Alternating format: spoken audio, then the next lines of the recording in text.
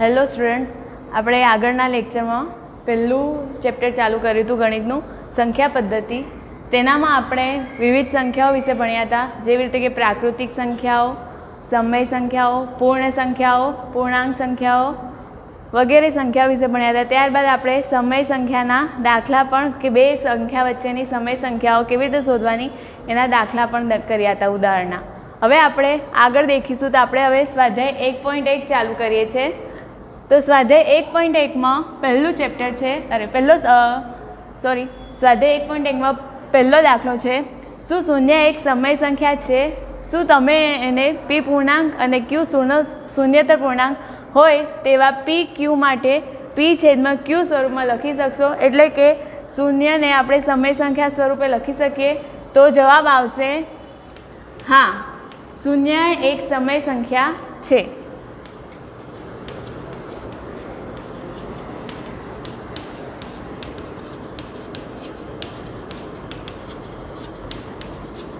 બરાબર.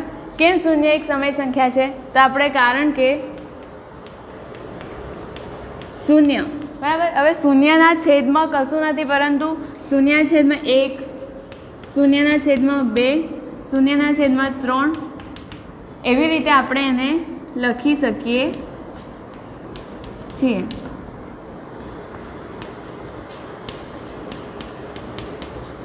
બરાબર. એટલે કે શૂન્યના છેદમાં કશું નથી, પરંતુ આપણે શૂન્યના છેદમાં 1, શૂન્યના છેદમાં 2, શૂન્યના છેદમાં 3 એવી રીતે પી છેદમાં ક્યુ સ્વરૂપમાં આપણે તેને દર્શાવી શકાય છે. એટલે કે શૂન્યને સમય સંખ્યા તરીકે દર્શાવી શકાય છે. બરાબર. એનામાં શું લખ્યું છે કે પી પૂર્ણાંક હોય. બરાબર. પી પૂર્ણાંક એટલે ઉપર પી આવે, તો પી એટલે શૂન્ય છે, શૂન્ય એ પૂર્ણાંક સંખ્યા છે, પરંતુ ક્યુ એ શૂન્યતર પૂર્ણાંક હોય. એટલે ક્યુ એટલે કે નીચે છેદમાં ક્યુમાં શૂન્ય સિવાયની સંખ્યા હોવી જોઈએ. એટલે શૂન્યતર પૂર્ણાંક એટલે 1, 2, 3, 4, 5, 6, 7 એવી રીતે હોય તેવા પી અને ક્યુ માટે તેને પીના છેદમાં ક્યુ એટલે કે 0ને શૂન્ય સમય સંખ્યાના સ્વરૂપમાં લખી શકાય છે. એટલે આ થયો પહેલો દાખલો. ત્યારબાદ બીજો દાખલો આપણે અહીંયા લખેલો છે, 3 અને 4 વચ્ચેની સમય સંખ્યાઓ શોધો. આપણે આગળ ઉદાહરણના દાખલા જોઈ ગયા, એનામાં બે સંખ્યા વચ્ચેની સમય સંખ્યાઓ શોધવાના દાખલા કર્યા. તેનામાં બે રીત કરી હતી. બરાબર. પહેલી હતી મધ્યકની રીત અને બીજી આ રીત હતી. તો આપણે હવે બે રીતમાં આપણે બીજી રીતમાંથી આપણે દાખલા કરીશું. તો 3 અને 4 વચ્ચેની, અને મેં કીધું હતું કે બે સંખ્યાઓ વચ્ચે અનંત સમય સંખ્યાઓ આવેલી હોય છે. બરાબર. અસંખ્ય સમય સંખ્યાઓ આવેલી છે, પણ હમણાં આપણે 3 અને 4 વચ્ચે 6 સમય સંખ્યાઓ શોધવાની છે. હવે 3 અને 4 વચ્ચે 6 સમય સંખ્યાઓ, 3 અને 4 વચ્ચેની 6 સમય સંખ્યાઓ શોધવાની છે.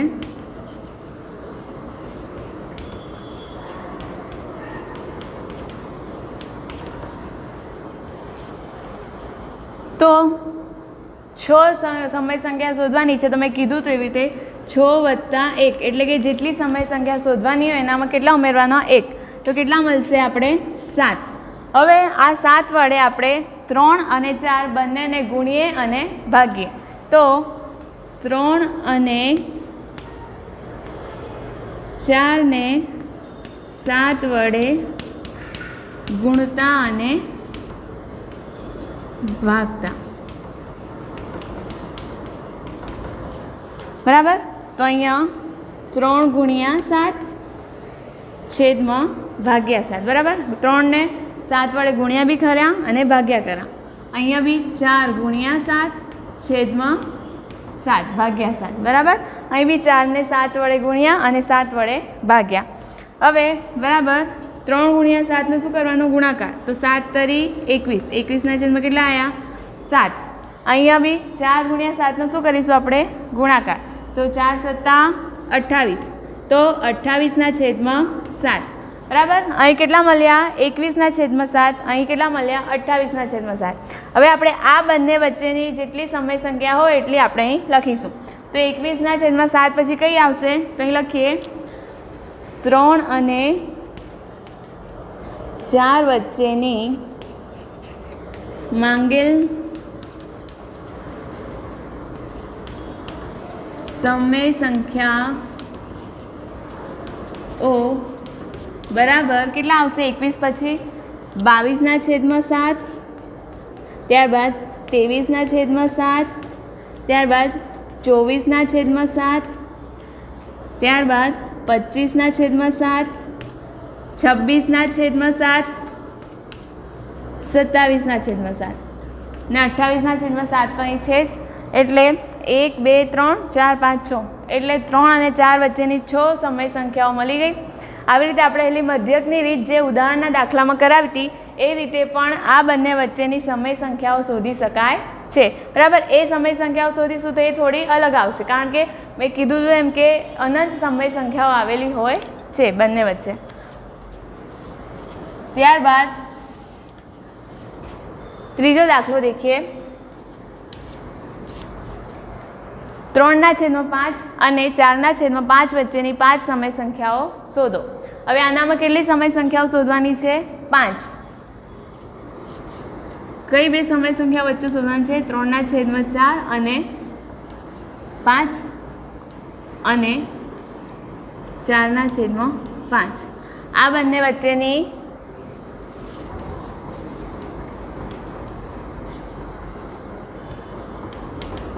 5 સમય સંખ્યા.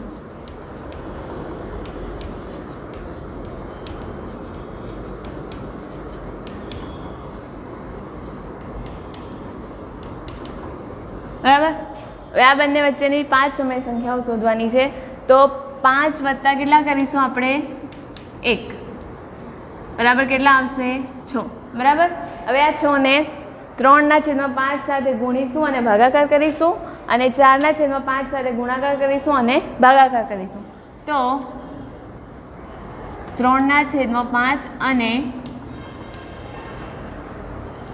4/5 ને 6 વડે ગુણતા અને ભાગતા.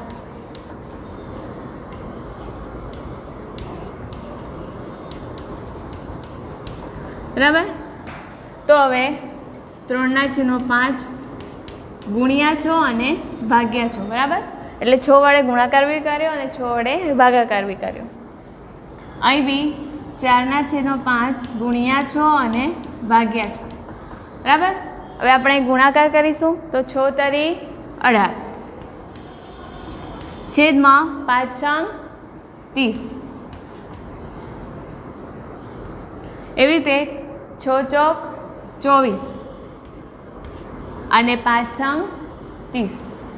બરાબર, તો હવે આ બે સંખ્યા મળી એમની વચ્ચેની આપણે સમય સંખ્યાઓ લખીશું. એટલે 18/30 અને 24/30 વચ્ચેની સમય સંખ્યા લખીશું. બરાબર, છેદમાં 30 તો રહેશે જ, પણ 18 પછી કઈ લખવાની? 19/30. બરાબર, એવી રીતે તો અહીં લખીએ 3/5 અને 4/5 વચ્ચેની માંગેલ સમય સંખ્યાઓ બરાબર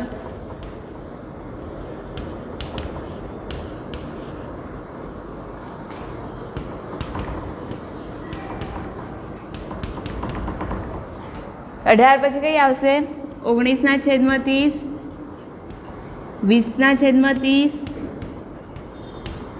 21/30, 22/30, 23/30 અને 24/30 ત્યાં છે.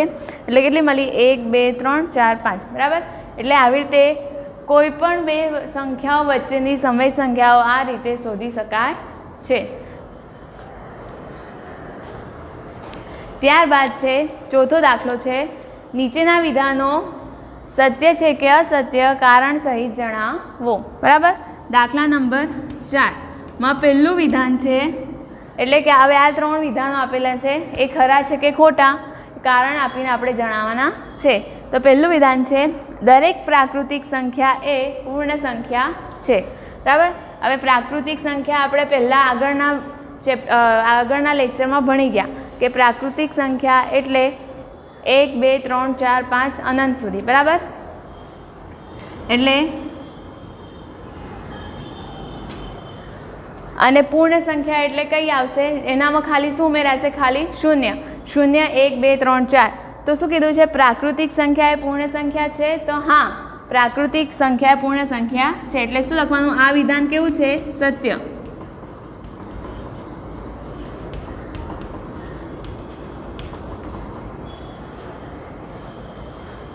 કેમ સત્ય છે? તો અહીં આપણે લખવાનું પ્રાકૃતિક સંખ્યા એટલે કે n બરાબર 1 2 3 4 અનંત, અને પૂર્ણ સંખ્યા એટલે કે w બરાબર એટલે કે હોલ નંબર,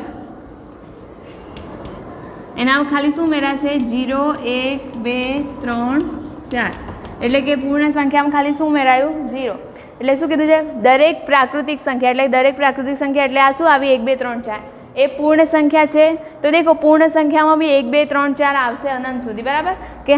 તો આ શું થયું? વિધાન સાચું કે હા, દરેક પ્રાકૃતિક સંખ્યા એ પૂર્ણ સંખ્યા છે, કારણ કે પ્રાકૃતિક સંખ્યામાં જેટલી સંખ્યા આવેલી છે એટલી સંખ્યાઓ પૂર્ણ સંખ્યામાં પણ આવેલી હોય છે.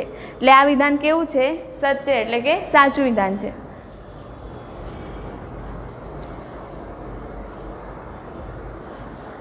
ત્યારબાદ બીજું વિધાન છે દરેક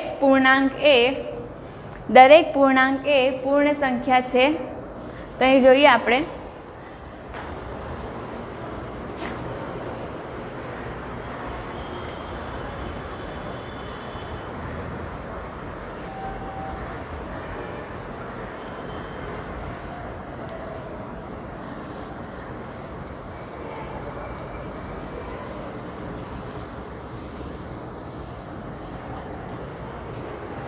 બીજું વિધાન,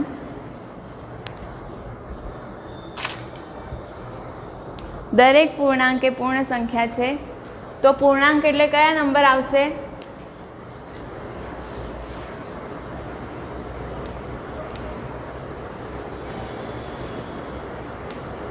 પૂર્ણાંકમાં શું આવશે? ઋણ સંખ્યા આવશે, શૂન્ય સંખ્યા આવશે અને ધન સંખ્યા પણ આવશે.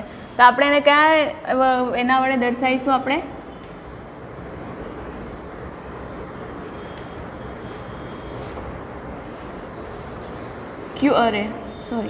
ક્યુ વડે દર્શાવીશું આપણે એને. આપણે આગળ એના સંકેતો દેખી ગયા, બરાબર? તો આપણે પૂર્ણાંક સંખ્યાને ક્યુ વડે દર્શાવીશું. તો એનામાં કયા કઈ સંખ્યા આવશે? તો ઋણ 3, ઋણ 3, ઋણ 2, ઋણ 1, 0 1 2 3 અનંત સુધી, બરાબર?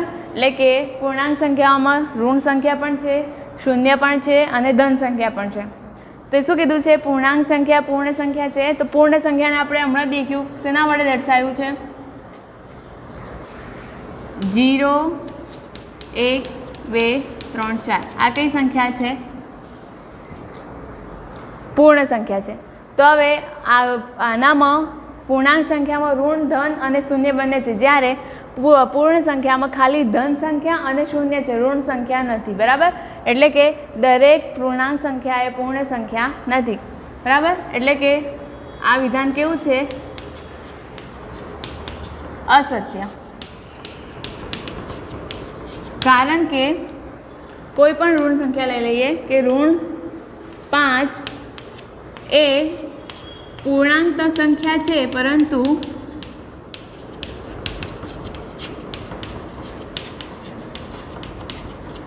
પૂર્ણ સંખ્યા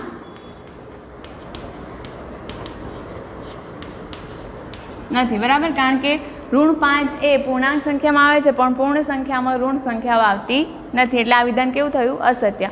જો આપણે આનાથી ઊંધું કીધું હતું કે દરેક પૂર્ણ સંખ્યા એ પૂર્ણાંક સંખ્યા છે, તો દરેક પૂર્ણ સંખ્યા એટલે 0 1 2 3 4 એ પૂર્ણાંક સંખ્યા છે, તો શું આવતું? તો આ વિધાન કેવું આવતું? સત્ય. કેમ? કારણ કે 0 1 2 3 4 એટલે પૂર્ણ સંખ્યા શું છે? એ પૂર્ણાંક સંખ્યાઓ બધી આવી જાય છે. તો એ વિધાન કેવું આવે? સત્ય. પરંતુ આપણે એનાથી ઊંધું પૂછ્યું છે કે દરેક પૂર્ણાંક સંખ્યાઓ પૂર્ણ સંખ્યા છે, તો આ વિધાન કેવું આવ્યું? અસત્ય, બરાબર? ત્યારબાદ ત્રીજા નંબરનું વિધાન છે દરેક સમય સંખ્યા એ પૂર્ણ સંખ્યા છે.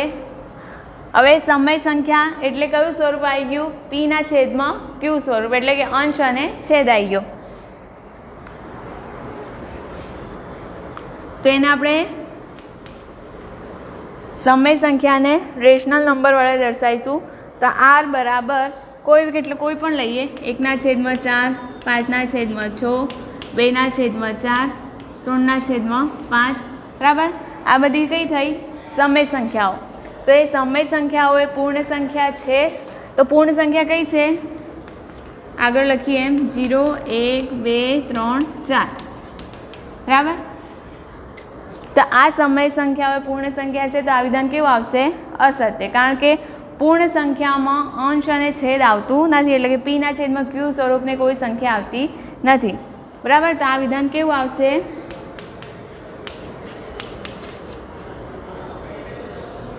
અસત્ય.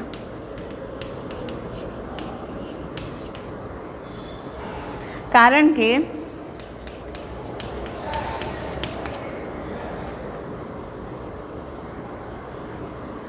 એકના છેદમાં 4 સોરી કોઈ પણ લખી શકે, આપણે 5ના છેદમાં 6 એ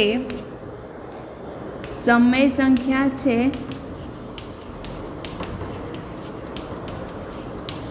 પરંતુ પૂર્ણ સંખ્યા નથી.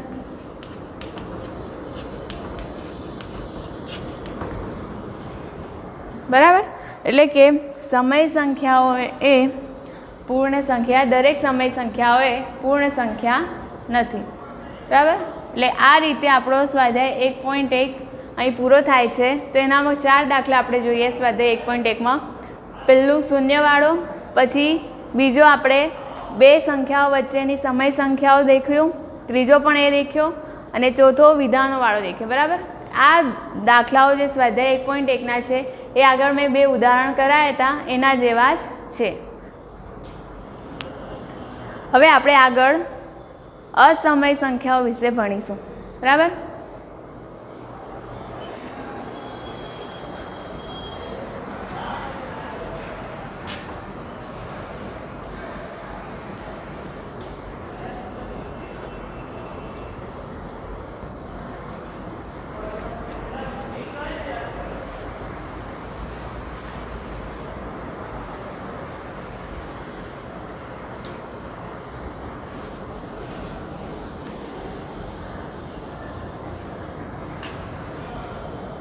અત્યાર સુધીમાં આપણે કેટલી સંખ્યાઓ વિશે ભણી ગયા? પહેલું હતું પ્રાકૃતિક સંખ્યા. બરાબર. જેને n વડે દર્શાવવામાં આવે છે. બરાબર. એની કઈ કઈ હતી પ્રાકૃતિક સંખ્યા? 1 2 3 4 અનંત સુધી. ત્યારબાદ બીજા નંબર પર આવે છે પૂર્ણ સંખ્યાઓ. બરાબર. જે w વડે દર્શાવવામાં આવે છે, અને કઈ હતી? 0 1 2 3 4 અનંત સુધી. ત્યારબાદ હતું પૂર્ણાંક સંખ્યાઓ. પૂર્ણાંક સંખ્યાઓમાં શું આવે? ધન સંખ્યા આવે, ઋણ સંખ્યા આવે અને શૂન્ય, એટલે કે ત્રણેય સંખ્યા આવે એ પૂર્ણાંક સંખ્યા થઈ. ત્યારબાદ આપણે કંઈ ભણી ગયા? સમય સંખ્યાઓ. સમય સંખ્યાઓની વ્યાખ્યા આગળ મેં ભણાવી હતી આગળના લેક્ચરમાં, કે સમય સંખ્યાઓ એટલે કે પી પૂર્ણાંક, કોઈ પણ પૂર્ણાંક સંખ્યા હોય અને ક્યુ એ શૂન્યતર પૂર્ણાંક હોય તેવા પી અને ક્યુને પીના છેદમાં ક્યુ સ્વરૂપે લખી શકાય. એટલે કે પીના છેદમાં ક્યુ સ્વરૂપે તેને લખી શકાય. એટલે એને કઈ સંખ્યા કહેવાય? સમય સંખ્યા. બરાબર. આ સમય સંખ્યા થઈ. હવે આપણે કઈ સંખ્યા વિશે ભણવાનું છે? અસમય સંખ્યા.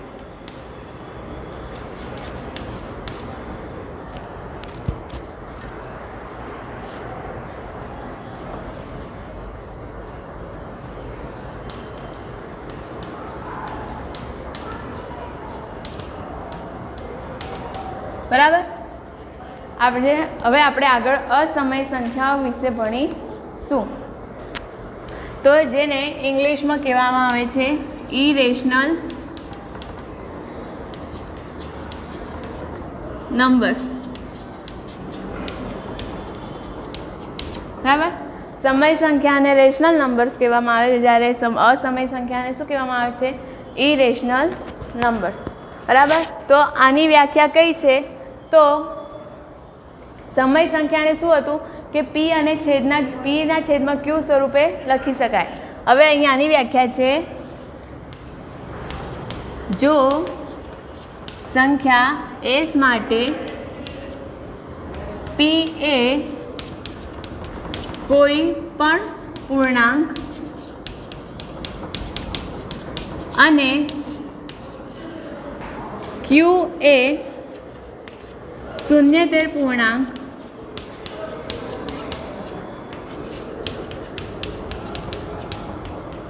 હોય તેવા પી અને ક્યુ માટે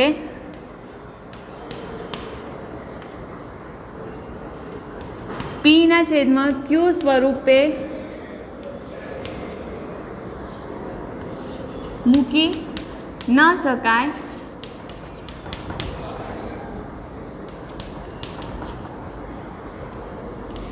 તેવી સંખ્યા એસને અસમય સંખ્યા કહેવામાં આવે છે.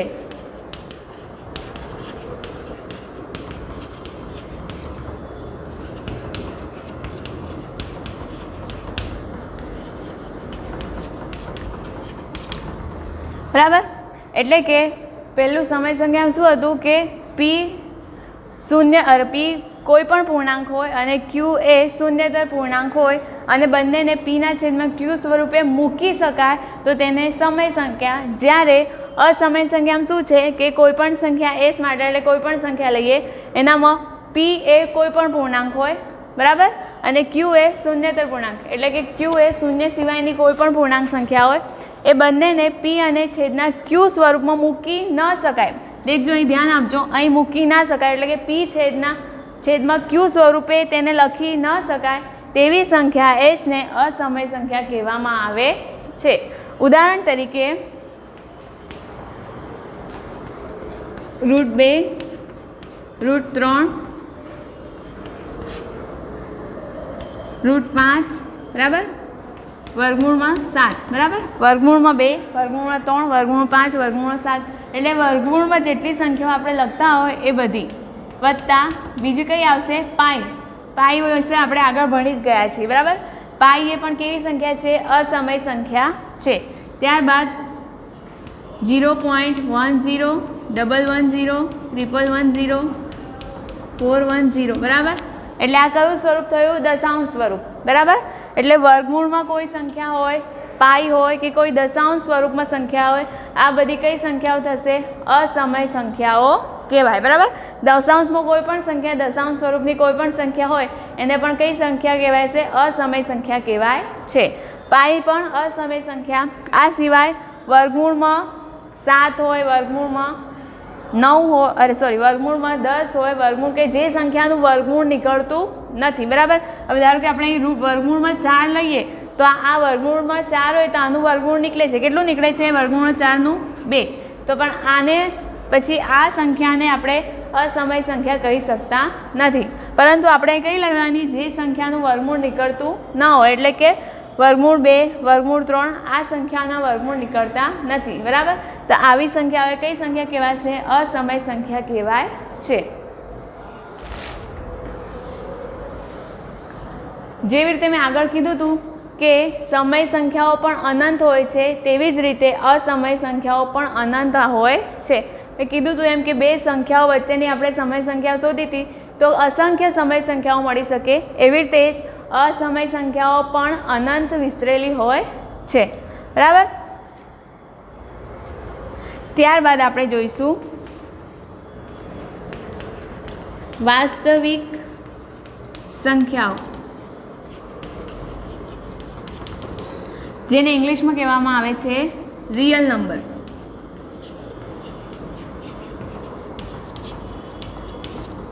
બરાબર. તો વાસ્તવિક સંખ્યાઓ કોને કહેવાય તો સમય સંખ્યાઓ અને અસમય સંખ્યાઓના સમૂહને વાસ્તવિક સંખ્યાઓનો સમૂહ કહેવામાં આવે છે. એટલે કે સમય સંખ્યાઓ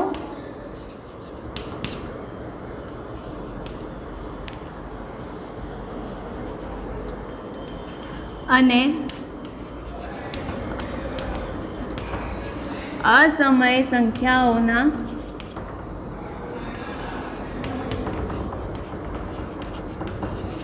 સમૂહને વાસ્તવિક સંખ્યાનો સમૂહ કહેવામાં આવે છે.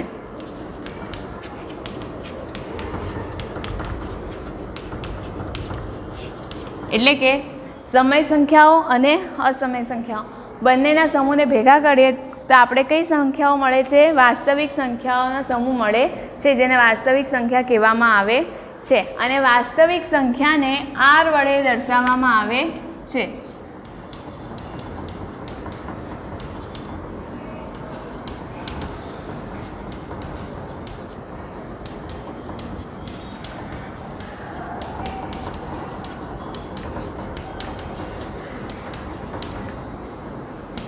બરાબર, વાસ્તવિક સંખ્યાને r વડે દર્શાવવામાં આવે છે, એટલે કે r બરાબર આપણે લખી શકીએ કે જેનામાં સમય સંખ્યાઓ પણ આવી શકે અને અસમય સંખ્યાઓ. આપણે ખાલી ઉદાહરણ તરીકે લખીએ છીએ કે 3/4, 5/6, √3, √7, બરાબર, કે 0.123 કોઈ પણ લખીએ, બરાબર. તો આનામાં સમય સંખ્યાઓ પણ આવી ગઈ ને અસમય સંખ્યાઓ, એટલે આ બંનેનો સમૂહ જે હોય તેને શું કહેવામાં આવે છે? વાસ્તવિક સંખ્યા પણ કહેવામાં આવે છે. બરાબર, એટલે આ રીતે આપણે અસમય સંખ્યા અને વાસ્તવિક સંખ્યાઓ વિશે ભણ્યા.